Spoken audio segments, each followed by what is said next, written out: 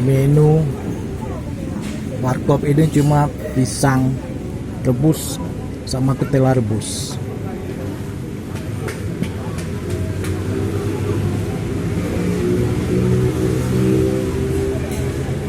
Ya, anehnya di warkop ini banyak sekali yang datang.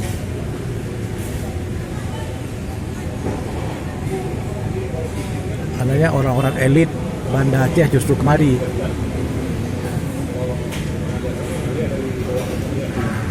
Kopi Sanger,